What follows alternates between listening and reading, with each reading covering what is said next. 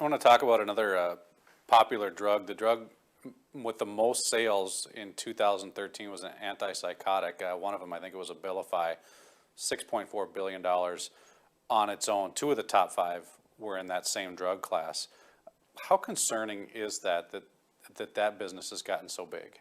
Well, it's extremely concerning, and if we take it back a step, if we drill it down a little more, what's of greater concern is that these drugs are on the rise. Now, we must assume that they're being prescribed prudently and that doctors aren't just willy-nilly prescribing these things, but the patients are presenting with real symptoms in real time that are bothering the patient.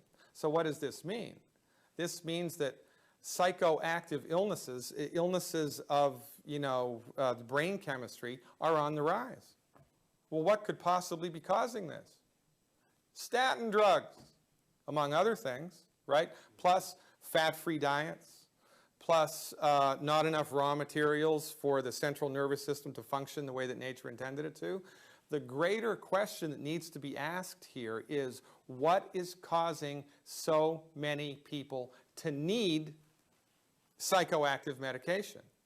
And from our point of view, the main nutrients involved with funky, for lack of a better word, brain chemistry, minerals, trace minerals.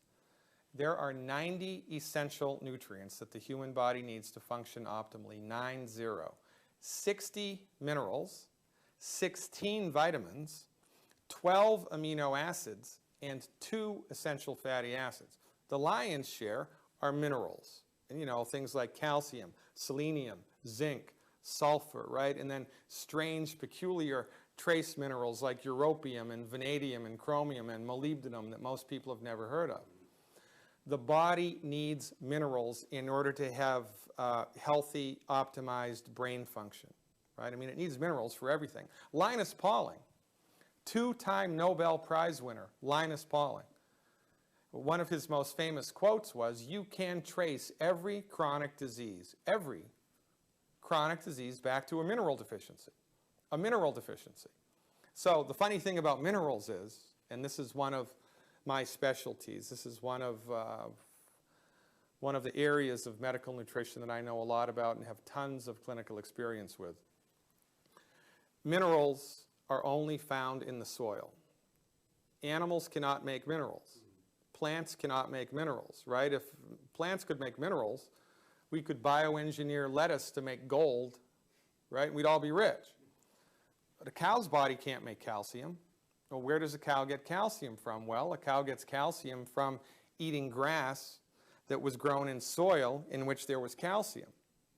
Now, if there's no calcium in the soil, or 10% of what should be there, there's going to be no calcium in the cow's body, or only 10%, and so forth and so on. It all goes back to the soil. Because the soil is minerally deficient, our bodies are minerally deficient.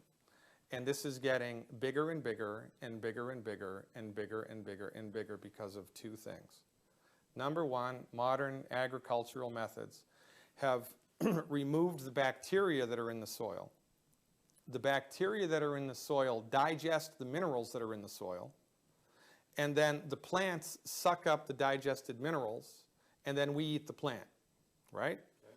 So because of modern agricultural methods with pesticide use, extreme pesticide use, the soils, the bacteria that live in the soils are being killed, so even if the minerals are in the soil, which they're not, the bacteria aren't present to digest them, and the plant is going to be minerally deficient. If the plant is minerally deficient, guess what?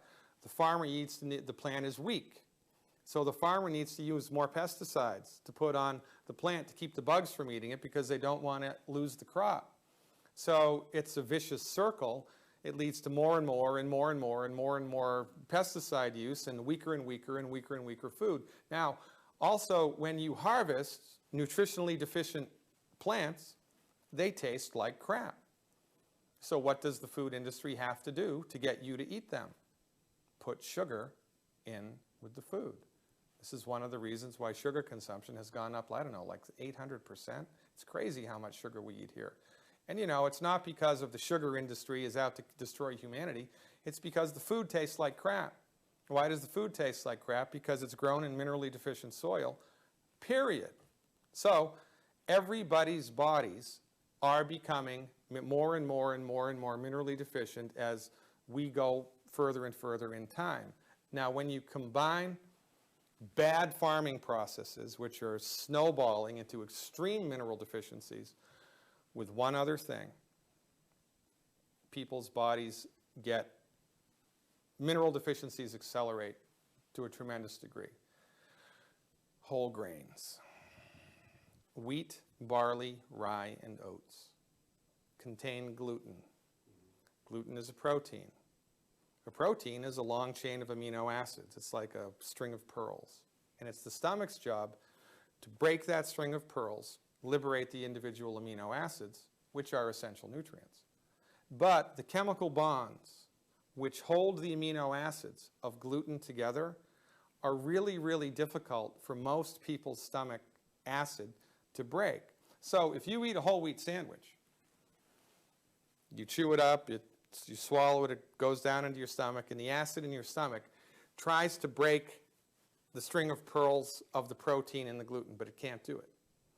So now, instead of individual amino acids tumbling through the small intestine, which is the next stage of digestion, you get these big, complicated architectural strings of proteins, undigested protein. Now, your small intestine's job is to absorb the nutrients that your stomach has just turned into liquid into the bloodstream. And your small intestine does that through tiny tissue called villi. They're like octopus arms. And the job of the villi is to grab onto a nutrient and bring it into the bloodstream, right? Well, when the villi attempts to grab onto an individual amino acid, no problemo. But when the villi attempts to grab onto a long, complicated chain of unbroken amino acids, they become destroyed or they become inflamed. Now, it's the villi's job to absorb nutrients, which leads to one of life's greatest ironies. The more whole grains you eat, the harder it is for your body to absorb the nutrients that your stomach just digested. So not only are the foods minerally deficient because the soils are minerally deficient, but your body's ability to absorb what little nutrition there is in the food is extremely compromised because you listened to General Mills, Procter & Gamble, Monsanto, and the people that make the food. It's a bad idea to let the people who make the food give you advice about what food to eat. 4 of the most dangerous foods on planet Earth: wheat, barley, rye, and oats. My recommendation for everybody 100% across the board: stop eating these foods completely for 4 weeks in a row. 4 weeks. 4 weeks in a row. 28 days. Then on day 29, eat a lot of gluten. Have pancakes for breakfast, have a sandwich for lunch, have cookies and crackers, have pasta for dinner, and see how you feel. And as God is my witness, if you make it to lunch without something bad happening, I'll eat my hat. This is one of the most overlooked net negative health things in the country right now. This is a deadly combination of not enough minerals in the food, period, and then interrupting your body's ability to absorb what little nutrients there are. And this is why chronic diseases are accelerating, like autism, right? We believe autism is caused by bad nutrition in the blood of the pregnant mother. As the fetus is developing, it needs raw materials to make a brain, make a heart, make a liver, make a kidney. You can't make that out of pixie dust and air.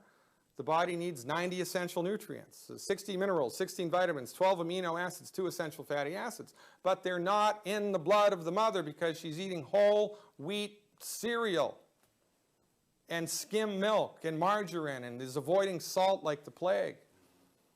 So from the proper perspective, with all of the data points, it all starts to make sense.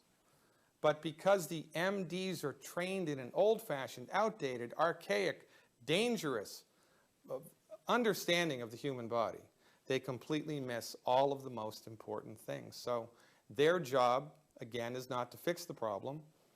You know, you can't fix a nutrient deficiency disease with a drug. You can manage it which is better than suffering from the disease, I guess. But it's better, don't you think, especially in the United States of America, to try to get to the root cause of what's causing the problem and fix it? And that's what we do. That's what the naturopathic profession does. And on my website, I have a membership site on my website. I have over 100 hours of archived health webinars that people can have access to as a member of my website that talks all about this stuff at length. You know, there's one of the most famous Old Testament sayings, my people are destroyed by lack of knowledge. Well, simple things that people can learn can make all the difference in their lives. And you know, that's why I have a radio show. That's why I lecture as much as I do, and that's why I'm with you here right now. And by the way, I really want to give you a shout out and your company a shout out. People are suffering, and there has to be a reason, and the MDs don't have the answer. There is an answer, but the answer exists in this domain. And this is why what you are doing